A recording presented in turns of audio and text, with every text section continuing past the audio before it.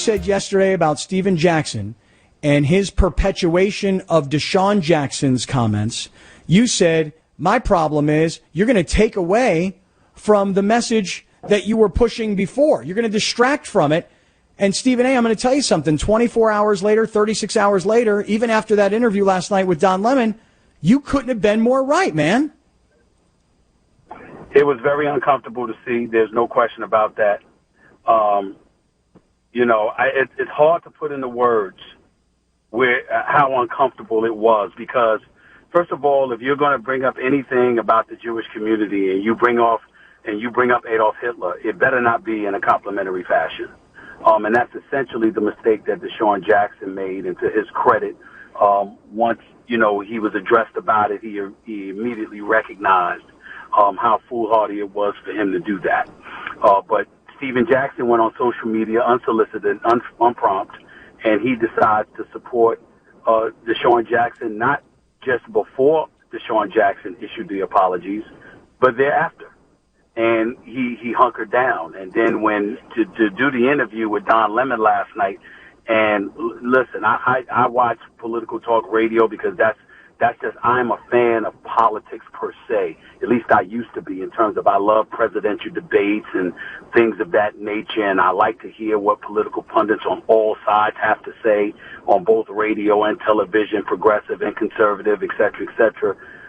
But to watch Don Lemon last night, it was one of those moments where you could not have been more fair than Don Lemon was and tried to be to Steven Jackson. He gave him every opportunity and just threw him rope after rope after rope to get him to kind of understand, look, it's not about what's in your heart. We're not questioning that, but it's about what you said. Mm-hmm. It's about what you wrote, and it's about you explaining that portion of it.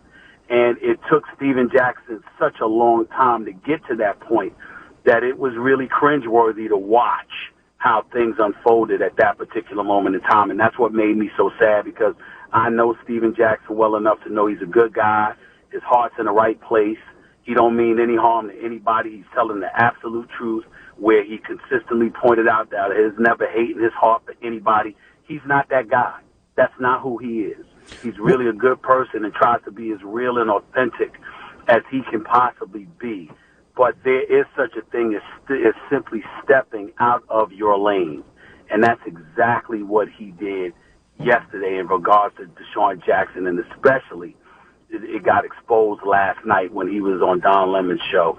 And it was really, really hard to watch. I agree. I mean, Don Lemon did everything he could do to lead the witness into saying exactly what he wanted, and the witness was hostile at times by even saying to Don Lemon, I don't know what you're trying to do here. And Lemon came back with, look, I'm not trying to do anything. I'm just trying to help you say you're sorry. You don't seem to want to be buying what I'm selling. What did you think of what Michael Wilbon said, which was that now Steven Jackson, who became, part of the face of Black Lives Matter and the message, that Steven Jackson now has undermined his credibility. What do you say, Stephen A. Smith?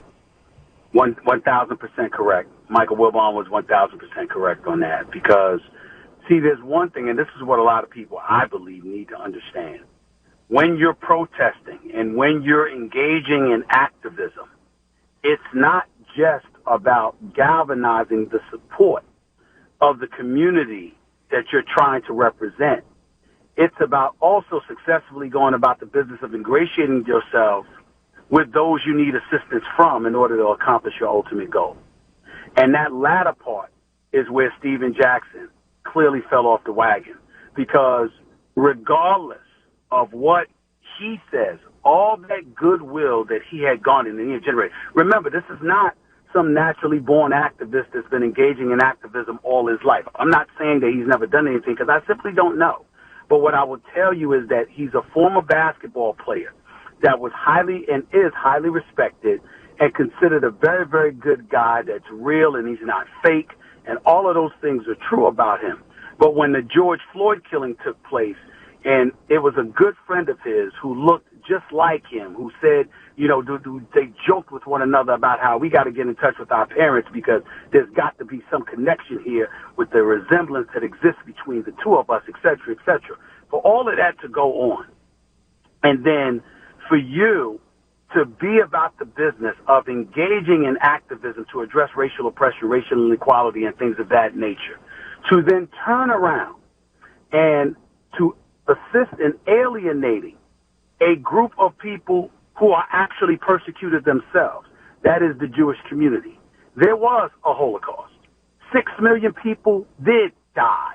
There was genocide that was exercised against them, et cetera, et cetera. And on many, many occasions, they have proven to be a group of people who relate, albeit somewhat, if not completely, they relate to the plight of the African American community. Yes, sir. And so That's to right. know that, to know to some degree about what their history is about, and to somehow, some way, albeit indirectly, albeit unintentionally, to come across as somebody who was desensitized to their feelings, their beliefs, what they stand for, and what they endured, and to allow that to happen, particularly in the midst of everything that's going on here. Stephen Jackson clearly undermined himself, because if there's anybody that's incentivized to provoke change at this particular moment in time, it would be him. It was his friend / brother who had a cop kneel on his neck for 8 minutes and 46 seconds. It was his brother / friend who, for the last 2+ minutes, was non-responsive when that cop refused to take his knee off George Floyd's neck. And so this hits home with Stephen Jackson to the point where he embraced George Floyd's daughter, where he's taken her in, where he promised to walk her down the aisle one day when she gets married, and all of these different things. Think about what he's been doing over the last couple of months. Think about the level of activism that he's engaged in, and how he's garnered such goodwill along the way. And because you felt the need to respond to DeSean Jackson's Instagram post, did it concern you at all? Did it involve you at all? Nobody asked for your thoughts on that. And you decided to ingratiate yourself into that. You basically have gotten in the way of everything you were setting out to accomplish, because I can assure you, if Stephen Jackson were to go to anybody outside of the black community right now for any kind of assistance in regards to whatever he wants to accomplish, which the entire black community appreciates, by the way, guess what? They're not going to want to hear from Stephen Jackson about racial oppression and racial inequality and police brutality. They're going to want to talk to Stephen Jackson about DeSean Jackson's Instagram post and why he co-signed it. Yeah, that's exactly what they're right. going to want to talk to Stephen Jackson about, instead of what he was really after, and that's the shame in it all. Yep, and that's why I was excited to talk to you today, because I saw it on First Take yesterday, and I said, we're going to have an open, honest, candid, respectful conversation that maybe somebody else is going to take something from, because that's what, for me, it's all about.